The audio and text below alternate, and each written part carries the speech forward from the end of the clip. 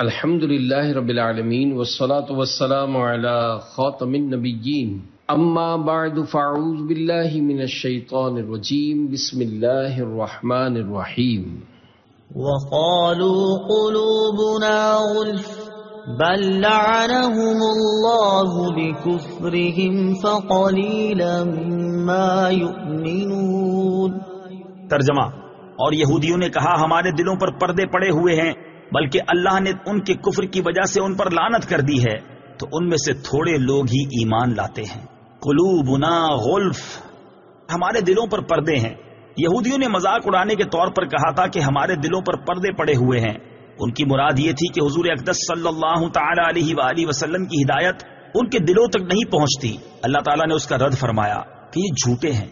اللہ تعالیٰ نے دلوں کو فطرت پر پیدا فرمایا اور ان میں حق قبول کرنے کی صلاحیت رکھی ہے۔ یہودیوں کا ایمان نہ لانا ان کے کفر کی شامت ہے کہ انہوں نے سید المرسلین صلی اللہ تعالی علیہ وآلہ وسلم کی نبوت پہچان لینے کے بعد انکار کیا، تو اللہ تعالیٰ نے ان پر لعنت فرمائی۔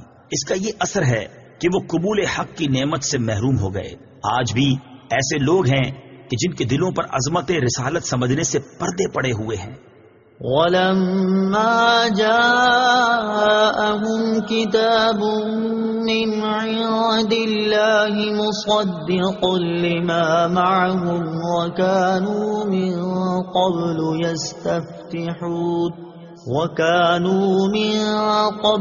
يَسْتَفْتِحُونَ عَلَى الَّذِينَ كَفَرُوا فَلَمَّا جَاءَهُم مَّا عَرَفُوا كَفَرُوا بِهِ فَلَعْنَةُ اللَّهِ عَلَى الْكَافِرِينَ۔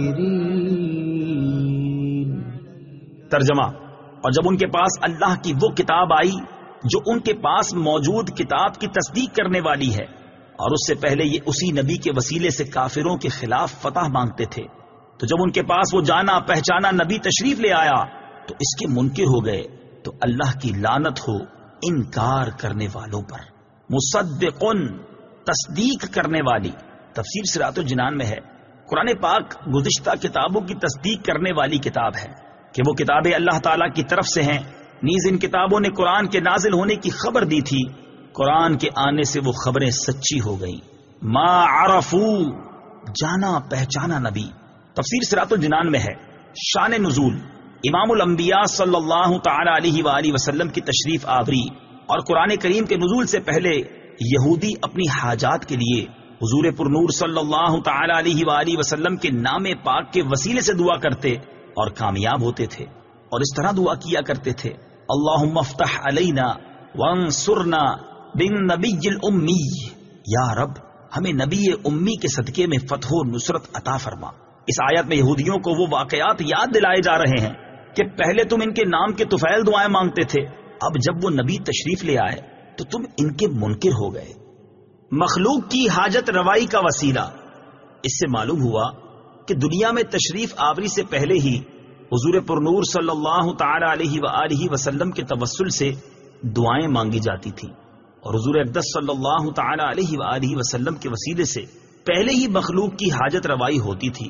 یہ سلسلہ آپ صلی اللہ تعالی علیہ وسلم کی تشریف آوری کے بعد ظاہری حیات مبارکہ میں بھی جاری رہا کہ صحابہ کرام علیہم الرضوان نبی پاک علیہ الصلوۃ والسلام کے وسیلے سے دعائیں مانگتے تھے، بلکہ اپنے وسیلے سے دعا مانگنے کی تعلیم خود حضور پرنور صلی اللہ تعالی علیہ وآلہ وسلم نے اپنے صحابہ کرام کو دی، اور آپ صلی اللہ تعالی علیہ وآلہ وسلم کے وصال ظاہری کے بعد بھی صحابہ کرام علیہم الرضوان کا یہ معمول رہا، اور سلف و صالحین کا یہ طریقہ تب سے اب تک جاری ہے، اور انشاءاللہ ہمیشہ جاری رہے گا۔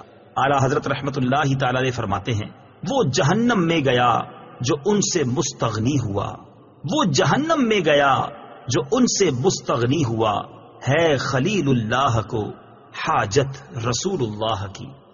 بئس ما اشتروا به أنفسهم أن يكفروا بما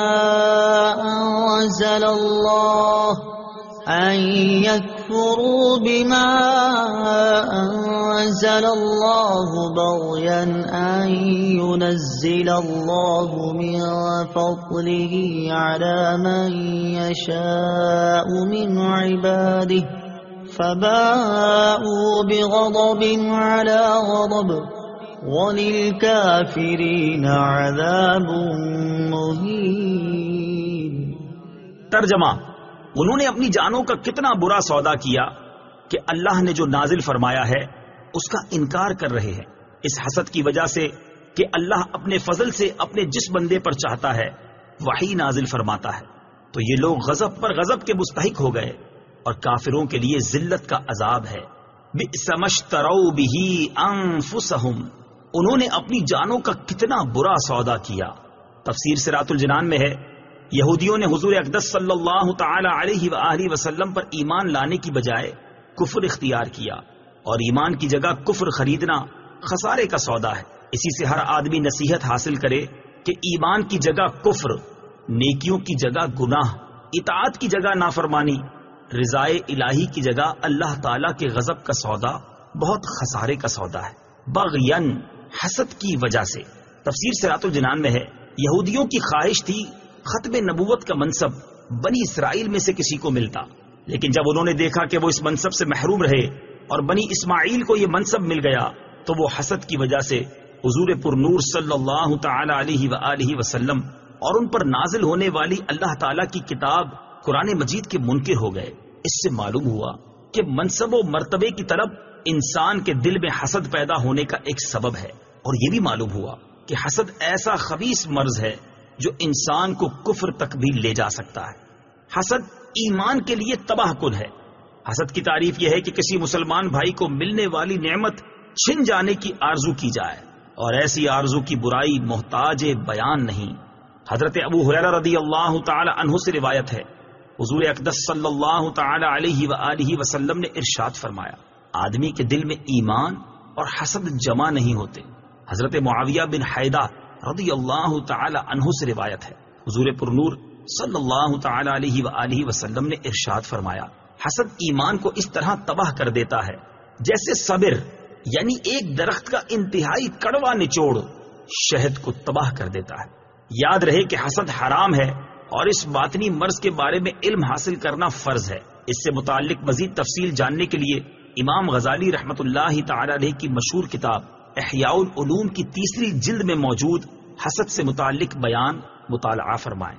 فباءوا بغضب علی غضب، تو یہ لوگ غضب پر غضب کے مستحق ہو گئے۔ حضرت عبداللہ ابن عباس رضی اللہ تعالی عنہما فرماتے ہیں، یہودی تورات کو ضائع کرنے اور اس کے احکامات کو تبدیل کرنے کی وجہ سے پہلے غضب کے مستحق ہوئے، اور حضور پر نور صلی اللہ تعالی علیہ وآلہ وسلم کے ساتھ کفر کرنے کی وجہ سے دوسرے غضب کے حقدار ٹھہرے۔ بعض مفسرین نے فرمایا کہ حضرت عیسیٰ علیہ السلام اور انجیل کا انکار کرنے کی وجہ سے یہودی پہلے غضب کے مستحق ہوئے، اور نبی کریم علیہ السلام اور قرآن مجید کا انکار کر کے دوسرے غضب کے مستحق ہو گئے۔